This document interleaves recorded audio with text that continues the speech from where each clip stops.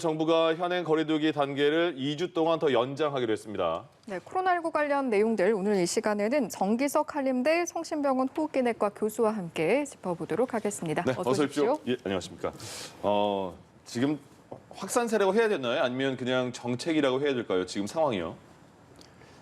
제 판단으로는 추석 연휴 때문에 급격하게 올라가는 거는 아니지 않나 그렇게 네. 봅니다.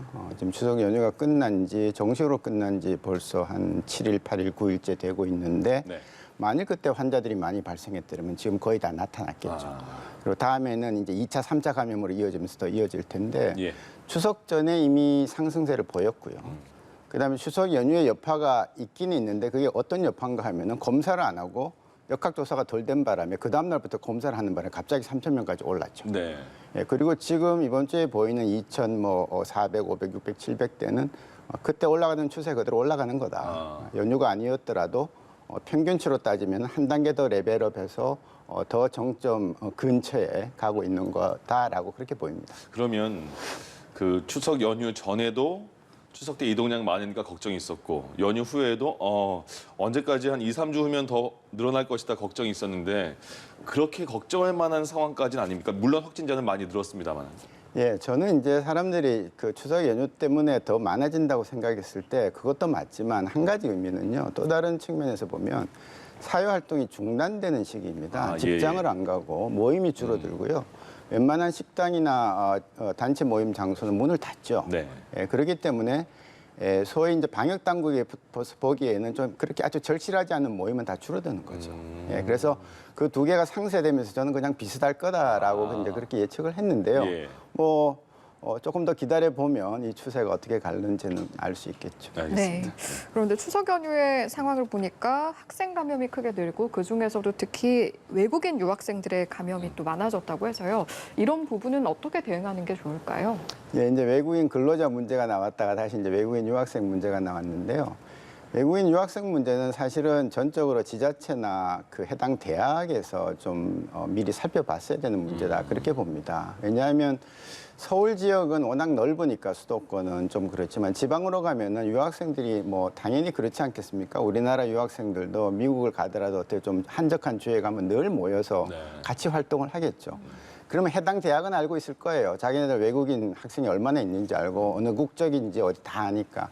그러면 그들이 백신을 제대로 맞았는지 방역 수칙은 제대로 지켰는지에 대해서 대학 차원에서 조정을 하고 그다음에 지자체에서는 저희가 그때 백신 그 질병청에서 백신 한번 재량권 주지 않았습니까? 예. 그러면 뭐 좀 위험하다 싶으면 그들한테 먼저 백신을 준다든지 이런 식으로 이제 해결을 했어야 되는데 각 지자체마다 얼마나 잘했는지는 모르겠습니다만은 그런 문제가 불거졌을 때는 미리 좀 그런 대비를 못했다는 측면이 있다 그렇게 봅니다.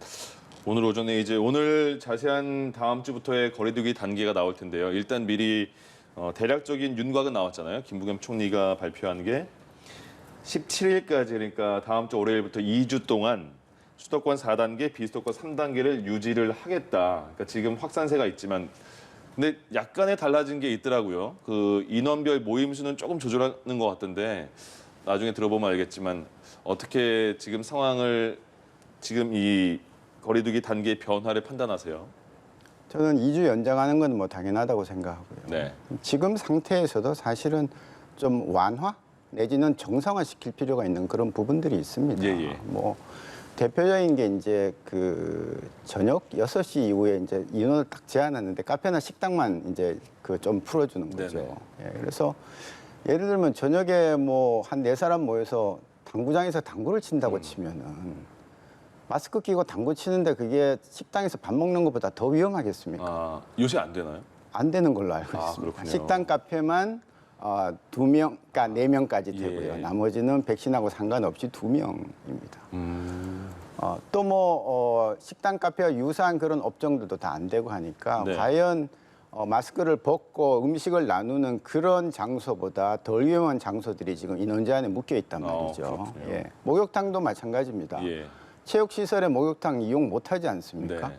근데 동네 목욕탕 다 문 열고 있습니다. 훨씬 더 밀집도가 높습니다. 과연 이것을 어떻게 해석을 해야 될까요? 예, 그래서 그런 것들부터 풀어주고 예. 이제 그렇게 많이 안 남았습니다. 백신 접종률이 쭉 올라가면 여러 가지 지표들이 좋아질 수 있으니까 2주 연장은 뭐 당연하고 약간의 응용으로 국민들 불편을 좀 미리 풀어줘도 큰 문제는 없을 거다 그렇게 봅니다. 더 특히 굉장히 많이 불만을 토로했던 분들이 신혼부부들 아니었겠습니까? 49명까지 된다. 이게 정말 다른 곳하고 너무 비교가 되지 않느냐, 형평성이 어긋난다. 그 부분은 어떻게 보세요? 지금은 조금 더 몇 명까지는 모르겠습니다만 아직까지는 결혼식장 푸는 것도 괜찮은 상황이겠죠? 예, 뭐 99명까지 얘기가 나오는데요. 예. 자, 결혼식장에 가서 결혼식을 진행하면서 마스크를 착용하고 하는데 네. 50명이 됐든 100명이 됐든 그 공간이 충분하다면 환기가 잘 되고 있는 그런 공간이라면 저는 아무 문제가 없다고 네. 생각합니다. 다만 이제 식사 제공이 문제인데요. 식사 제공도 철저하게 테이블 간격을 두고 사람들끼리 4명끼리만 모여 앉게 하고 예. 낮 시간일 테니까요. 예, 그렇게 한다면은 지금 문제가 있는 소위 뭐 여러 가지 식당, 뷔페 식당이랑 다를 게 뭐가 있겠습니까? 예, 그래서 잘만 지킨다는 국민을 믿고 그냥 풀어주면 되지 않을까. 예. 지키라는 것도 안 지키는 국민도 많지만 네. 또 그런 좋은 행사에 설마 방역수칙을 어겨가면서 하겠습니까? 그래서 큰 문제가 없다고 저는 보고 있는데 이번에 예. 이제 얼마까지 풀지는 두고 봐야 되겠습니다. 지난달에 결혼한 제 지인도 있던데 되게 아쉬울 것 같습니다. 조금만 더 지금까지 계속 연장하다가 결국 결혼하게 되는데 그런 분들이 좀 많을 것 같습니다. 정부가 위드 코로나라는 용어 대신에 단계적 일상 회복 이런 표현을 쓰잖아요. 그러면 지금 말씀하신 것처럼 조금씩 풀어줘도 되는 부분이 분명히 있다고 하는데 그렇게 되면 또 그 우리 국민들의 인식이 많이 풀어졌다 그래서 조금 더 경각심이 사라지지 않나 그럼 또 확진자가 늘어나지 않나 이렇게 걱정하는 분도 계시더라고요. 저는 꼭 그렇다고 보지 않습니다. 이미 지금 스스로 풀린 사람들은 다 마음대로 행동을 해왔고요. 오랫동안 네. 해왔습니다. 그리고 이제 정부 정책만 열심히 따라가던 사람들한테는 적절한 메시지를 줘가면서 풀어가는 건 좋은데요. 풀어가는 게 맞다고 보는데 네. 그리고 특히 위드 코로나보다는 일상으로의 단계적 회복이란 말이 훨씬 더 우리한테는 더 조심스럽게 다가옵니다. 그러니까 조심스러운 입장이라서 좋다고 봅니다. 네. 그래서 그 위드 코로나란 말을 하면서 이제 뭐 우리 코로나랑 같이 사는 거야, 독감 같은 거야. 절대로 그렇지 않거든요. 그래서 그런 부분에서는 단계적 일상 회복이라는 용어를 선택하는 것은 좋은 일이고 다만 그 전에도 우리가 이제 뭐 일부 경제부처에서 소비 쿠폰을 과하게 발행하고 소비를 촉진시키고 여행을 뭐 촉진시키고 이런 일들이 있었는데 예. 그런 사인만 다시 하지 않으면서 잘 지켜나간다면 국민들은 다 알고 있습니다. 이제 내년 봄쯤엔 우리 좋아질 거다. 그러나 정부가 어떻게 유도를 하느냐에 따라서 사람들이 지킬 것 지키고 안 지키고 안 지키고라는 거에 대해서 개념이 분명히 생기면 저희 국민들은 훌륭하시고 국가 말을 잘 듣는 국민들이기 때문에 잘 할 거라고 봅니다. 네, 알겠습니다. 지금 들어온 소식 전해드릴까요? 그 성남도시개발공사의 유동규 전 본부장이 있습니다. 대장동 개발의혹의 핵심 키맨으로 꼽히고 있는데 어제 언론사 인터뷰를 꽤 많이 했습니다. 방송에서 많이 봤고 근데 어제 검찰 소환 조사에 응하지 않았습니다. 본인도 일이 있다 이렇게 말했는데 지금 들어온 소식 보니까 오늘 긴급 체포됐다고 합니다. 오늘 응급실에서 긴급 체포가 됐습니다. 어제 인터뷰에는 오늘 본인이 스스로 검찰에 가서 조사받겠다 말을 했는데 그 전에 일단 응급실에서 긴급 체포됐다는 소식이 들어왔네요. 잠시 후에 정치 대담 때 이 부분 다룰 테니까요. 그때 더 확인해 보겠습니다. 네, 일단 코로나19 관련 내용으로 다시 돌아보겠습니다. 앞서 사적 모임 제한 이야기도 잠시 했는데 이번에 또 눈에 띄는 것이 제한 인원 기준을 단순화하겠다 이런 부분이거든요. 이 결정은 어떻게 보셨습니까? 예, 저는 옳다고 생각합니다. 저도 지금 이렇게 숫자가 자꾸 이제 그 헷갈려요. 혼선이 와서 예. 방송 들어오기 전에 한 번 더 이렇게 확인을 하는 네. 예, 그럴 수밖에 없는 지경이라 보통 국민들이 코로나만 보는 거 아니지 않습니까? 그래서 그냥 저녁에는 뭐 몇 명 이렇게 하면 좋겠고요. 그 저녁 6시, 10시로 이제 제한한 건 이해는 합니다만은 6시부터 갑자기 사람을 줄인다는 거는 6시부터 바이러스가 갑자기 왕성해지는 거 아니고요. 네. 10시까지만 하고 10시 이후에 또는 절대 안 되는 10시 이후에 바이러스가 더 강해지는 거 아닙니다. 예. 그렇기 때문에 이제 국민들도 다 아시니까 이제 좀 적절한 선에서 합리적인 방향으로 인원 조정을 해주시기를 바랍니다. 지난번 사회적 거리두기 조정 때는 일단 계속 2주 동안 수개월을 하다가 한 달로 기간을 늘렸잖아요. 근데 이번엔 다시 2주로 다시 돌아왔어요. 그럼 2주 동안의 그 백신의 접종률 이런 변화를 볼 필요가 있는 판단인가 보죠? 예, 지난번 한 달 한 게 처음인데 참 네. 잘했다고 보고요. 예. 이번 2주는 정말 이유가 있습니다. 왜냐하면 이제 2차 접종률이 50% 넘지 않습니까? 네. 그럼 2주 동안 굉장히 열심히 하면 지금 백신 수급이 어떻게 되는지 얘기를 안 해서 모르겠는데 우리는 하루에 1% 지금 막 올릴 수 있습니다. 예, 예. 2%도 올립니다. 2% 그러면 100만 명씩 주면 되니까요. 네. 그러면 2주면은 뭐 60% 훨씬 넘을 수가 있겠죠. 그러면 그때 되면 그야말로 우리가 우려하는 중증화 이완율, 치명률, 발생률 등등들이 지표가 굉장히 좋아질 거기 때문에 정말 2주만 좀 참고 그 다음에는 한 단계 더 완화할 수 있는 계기가 될 수 있다 그렇게 봅니다. 그러면 그 가시적으로는 10월 말 정도 되면 어느 정도 백신 완료율이 그 기대치만큼 되는 걸까요? 저는 10월 말에는 70% 2차 접종 완료는 달성 가능하다고 봅니다. 예. 그러면 이제 이론적으로는 2주 후에는 전 국민의 70%가 백신 완료 상태가 되는 거고요. 네. 이제 그렇게 되면 사실은 국민 둘 중에 하나, 이제 70%가 맞았다고 다 면역을 가진 거 아니거든요. 예. 한 80%를 봅니다. 그중에 0.8을 곱하면 56%가 둘 중에 하나는 면역을 갖고 있다고 보는 네. 거죠. 그러면 이제 심하게 번지지는 않을 거다라는 그런 이론이고요. 예. 델타같이 지금 굉장히 강하게 번지는 것은 둘 중에 하나가 맞고 있어도 뚫고 들어갑니다. 예, 그렇지만 우리는 최선을 다해서 이제 70% 넘게 80% 이렇게 넘게 노력을 하되 예. 그 선에서 그때 가서 우리가 할 수 있는 방역 완화의 조치를 이제 결정해서 국민들과 서로 공감대를 얻은 다음에 이제 그 정책을 펼쳐가야 되겠죠. 최근에 백신 패스라는 용어가 많이 나오더라고요. 그러니까 백신 접종 완료된 사람한테는 어느 정도 혜택을 주겠다. 뭐 무슨 경기장 입장도 할 수 있고, 예를 들면 콘서트 입장도 할 수 있고. 근데 이번에 거리두기 조정안에서는 이 백신 패스라는 그 제도가 빠진 것 같아요. 아직 좀 이른 상황이라고 판단이 된 걸까요? 네, 왜냐하면 이제 50%를 넘겼기 때문에 예.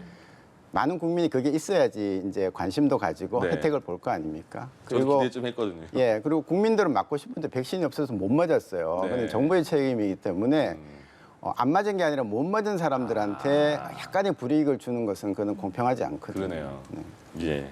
그러면 그 지금 백신 말씀하신 대로 안 맞고 싶어서 안 맞은 사람도 있는데 못 맞은 사람이 있는 반면에 안 맞고 싶어서 자기 의지대로 안 맞은 사람이 있잖아요. 근데 그분들은 또 이런 백신 패스 제도에 대해서 좀 차별이다 반대라는 그 소리도 있더라고요. 그거에 대해서 어떻게 생각하세요? 저는 그 문제는 좀 신중하게 접근을 해야 된다고 봅니다. 백신을 안 맞은 사람들은 이제 제 외에도 많은 환자들 중에서 안 맞은 사람들이 있고요. 네. 그분들하고 제가 설득을 해보면 그분들의 소신은 뚜렷합니다. 그리고 그 이제 이유는 딱 하나입니다. 내 건강은 내가 지켜야 되겠다라는 거죠. 그런 소신에 의해서 자의에 의해서 백신을 안 맞는데 이제 그걸 갖고 어떤 불이익을 준다는 것은 그것은 저는 국가로서 해서는 안 될 일이라고 봅니다. 예, 헌법에 보장된 개인 자유를 예. 억압할 수 있는 거기 때문에 예, 그렇지만 백신의 그 유용성이나 여러 가지 효과 뭐 등등에 대해서 정부는 끊임없이 홍보를 하고 네. 그분들 한 분이라도 더 백신을 맞을 수 있도록 노력을 하는 게 중요하고요. 만일 인센티브를 주겠다면은 불이익을 주기보다는 백신을 잘 맞고 열심히 정부 시책에 동조하는 사람들한테 따라온 사람들한테 조금 더 인센티브를 주는 거죠. 뭐 어디 입장할 때 뭐 할인을 해준다든지 네. 예, 전 국민 25만 원도 줬는데 그건 뭐 1,000원, 2,000원 할인 못 하겠습니까? 그럼 기분 좋게 들어가는 겁니다. 예. 그런 식으로 해서 조금 이제 한 걸음 더 이제 완화 정책으로 나갈 수 있는 그런 방향이 될 수 있다 그렇게 봅니다. 예. 같은 연장선상에서 정부의 노력의 일환으로 지금까지는 현장 접종이 안 됐는데 이달 18일부터는 미접종자 현장에 가서 접종을 할 수 있다. 이것도 이제 지금 주목을 받고 있는 내용이거든요. 이런 결정은 좀 어떻게 바라보십니까? 그건 잘한 것이고요. 이제 정부의 자신감이죠. 사실은 백신이 충분치 않으면 현장에 가도 백신이 없습니다. 예, 그리고 이제 연락이 돼야 되고 하는 거, 그런 문제가 있기 때문에 잘한 것이고요.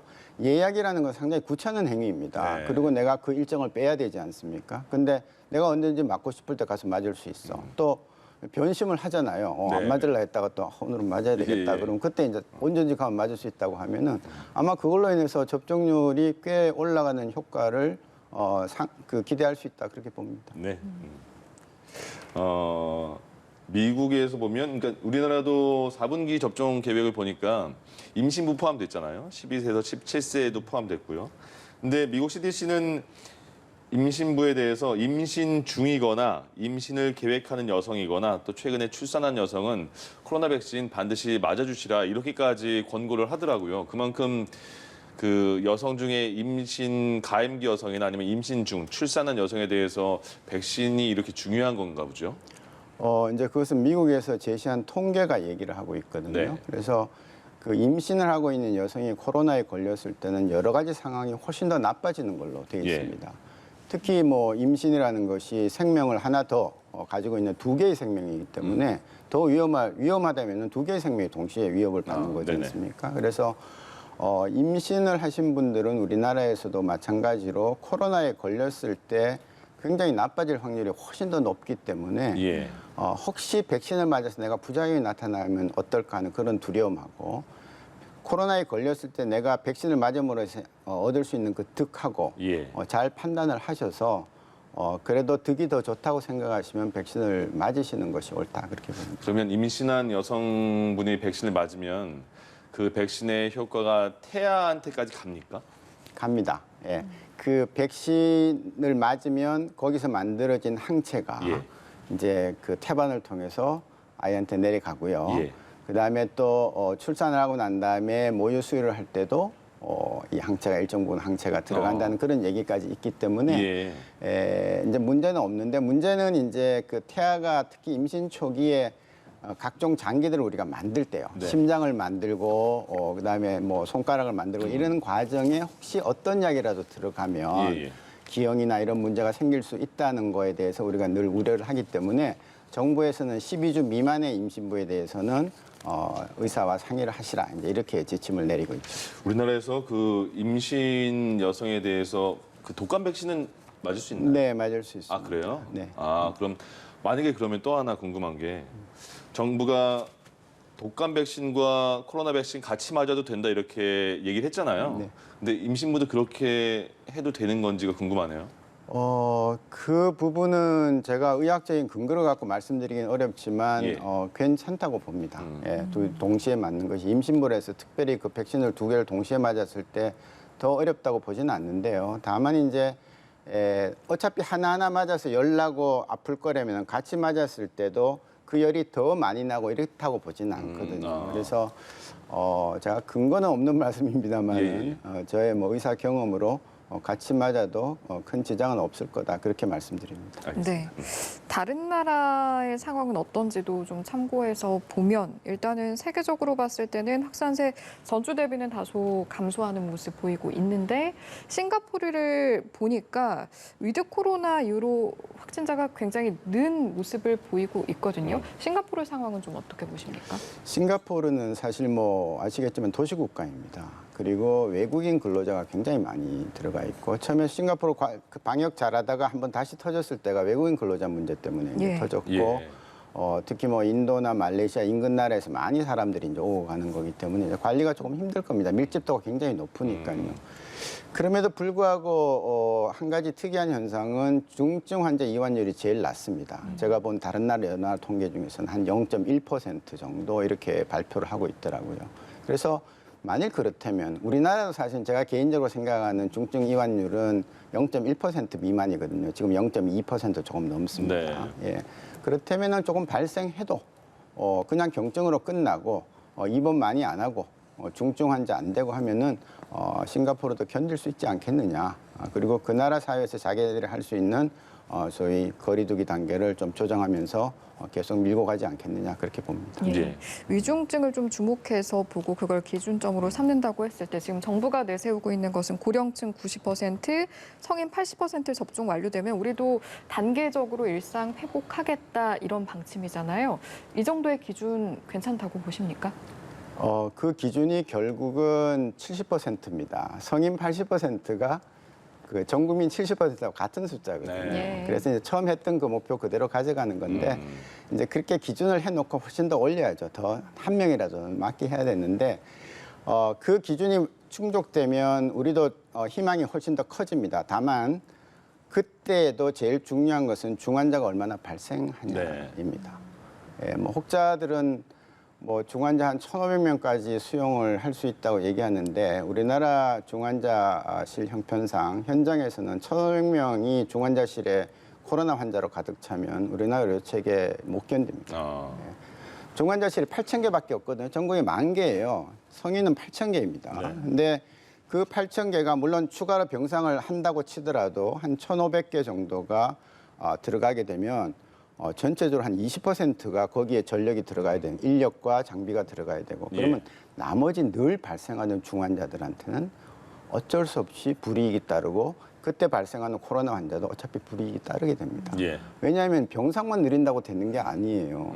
중환자를 치료할 수 있는 사람은 지금 우리나라에 딱 정해져 있습니다. 중환자 의학회에 소속된 의사들입니다.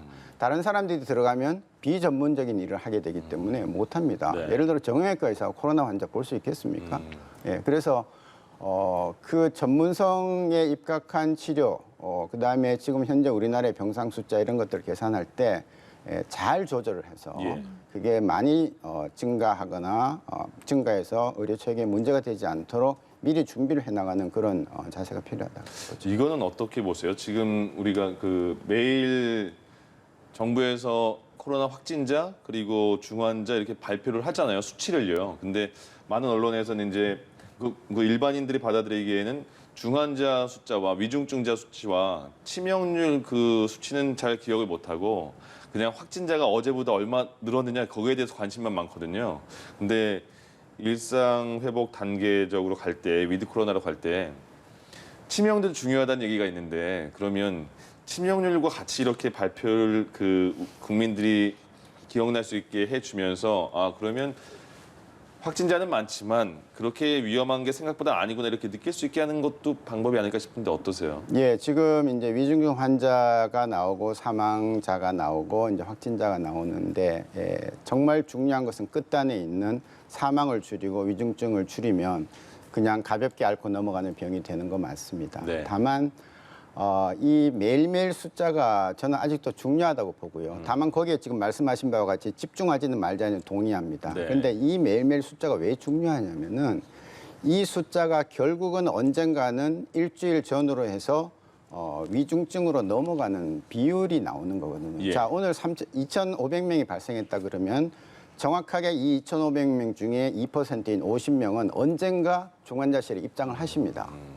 근데 그 숫자를 안 보고 지금 오늘 발생하는 중증 환자를 보면 그 환자들은 이미 일주일 열흘 전에 병이 났던 분들이에요.